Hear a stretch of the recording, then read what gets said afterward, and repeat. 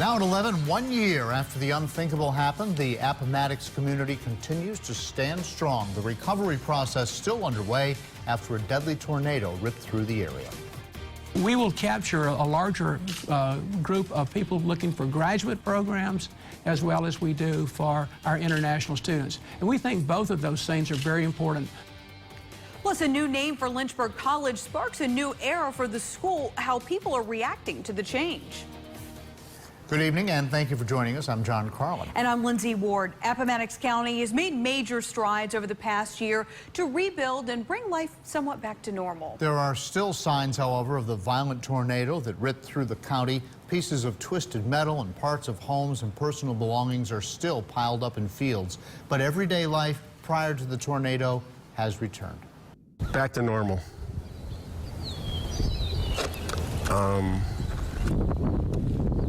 And some people are still in the grieving mode. But there's also been a lot of excitement. Thomas Brown moved into a brand new home 4 months ago after his home of more than 20 years was destroyed in that storm. I can't say we're back to 100%, but we're about 75, and we're just hanging in there doing what we need to do.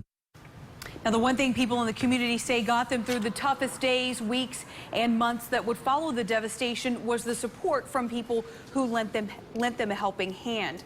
Now, a lot has changed in a year, particularly for one woman who lost her home and husband 5 months after the tornado hit. WSLS 10 teamed up with God's Pit Crew and Spirit FM for Rebuilding Hope.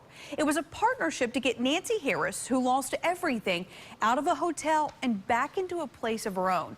We caught up with her this week to reflect on the past 12 months. At the community's Remembrance ceremony Thursday night, Nancy reflected on what she encountered a year ago today. When I was coming down the road, it rained so hard, and you couldn't see anything, and the wind was just so violent. Now, aside from the warmth, today's weather was a much different story, and so was Nancy's. Even though this community has endured a lot, Nancy says it's been an opportunity to witness blessings. And of course, that tornado hit right as schools were letting out that day. And then in the days that followed, the school system was praised for keeping the students safe.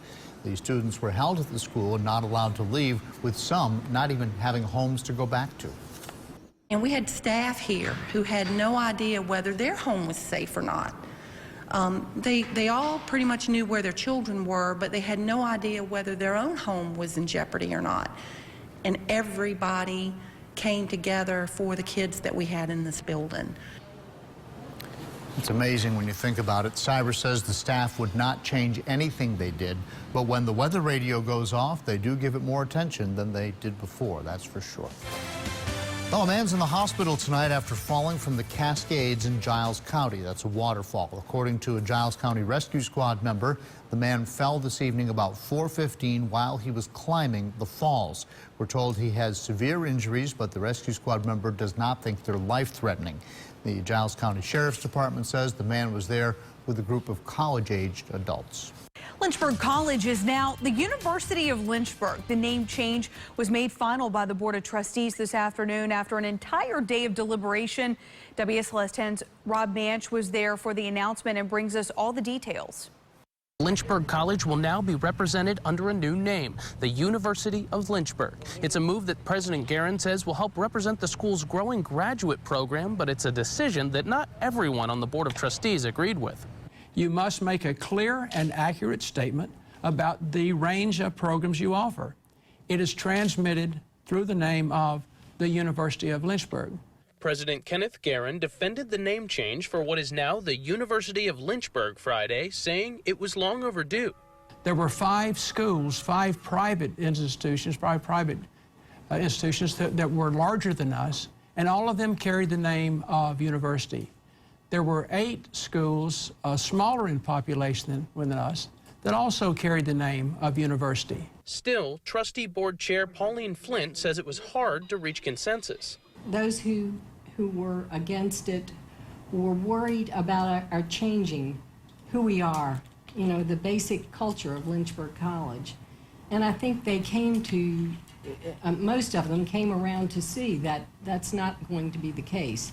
The name change is a decision that has been in the works for around 2 years. Junior Brittany Peck, the editor of the school newspaper, The Critigraph, says many thought it would never happen. A lot of people honestly didn't take it seriously, so they're kind of going through a little bit of a shock right now. In addition to attracting more competitive students, the board argued the old name was hindering the school internationally. If you are in a country in South America and you'd use college, collegio, that means high school.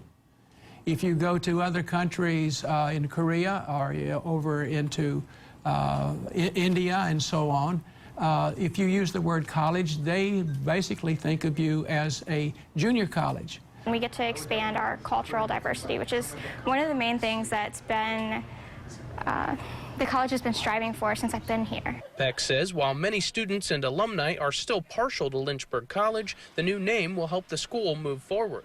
It's something that overall I think is a huge step in the right direction. The board says the transition over to the new name will be complete starting in the fall semester of 2018. In Lynchburg, Rob Manch, WSLS 10. Thank you, Rob. Memorial Hospital in Martinsville is doing what it can to help fight the increasing opioid overdoses in Martinsville and Henry County. That area now is #1 in the state for opioid and heroin overdoses. Last summer, the hospital started noticing an increase in patients using the drugs, so the ER reduced the amount of medication that patients are prescribed. Now, according to the hospital, opioid and heroin use in patients is up 40% compared to last year. We only give you a limited amount of pain medicines. So, for example, if you have pain, we will give you a dose pack if it's after hours or a prescription that's no more than a certain amount. The police department has also set up an opioid task force made up of various local health and community leaders to crack down on the opioid and heroin use. And a local nonprofit receives a donation of life-saving drugs that could prevent deadly drug overdoses. The Bradley Free Clinic in Roanoke received 200 units of the latest version of naloxone from RX Partnership. That's a statewide nonprofit dedicated to accessing free medications for the uninsured. So that's very excited. It's a very expensive medication, and to be able to get that for free is huge. They shipped us over 200 units, 200 lives saved, yes. Yeah, the Bradley Free Clinic serves as a central point for free clinics throughout Virginia, including local agencies in the Roanoke Valley. Those agencies will be able to dispense the drug if needed. President Donald Trump lays out his agenda to conservative Republicans. He promised to fix immigration, strengthen the military, and replace Obamacare. Tonight, we're learning how Republicans plan to replace that health care law. They plan to get rid of the requirement to buy insurance, dismantle low-income subsidies and taxes, and roll back Medicaid. We're changing it. We're going to make it much better. We're going to make it less expensive. We're going to make it much better. Obamacare covers very few people. Now, the plan is nowhere near final. The president is set to stay in Washington this weekend to work on his State of the Union address, which he'll give next week. Bedford County's top cop is named the nation's #1 sheriff. The National Sheriff's Association announced Sheriff Mike Brown will receive the Ferris E. Lucas Sheriff of the Year Award. Sheriff Brown is being recognized for programs he brought to Bedford County and to communities all over the country. They include efforts to protect children from online predators and bullies, raising private funds to buy ballistic vests for officers, and a law enforcement partnership with African-American youth to address community issues. President Trump congratulated Sheriff Brown earlier this month in Washington. He knew. He said, "How's the work with the children?" And I said, "It's going great." And then he said, well, I think he said something to the effect that this must be one of the reasons you got this award. And he said, congratulations. Sheriff Brown will travel to Reno in June to receive the award during the association's annual conference. A teacher's aide is being hailed a hero, how she helped save a student's life.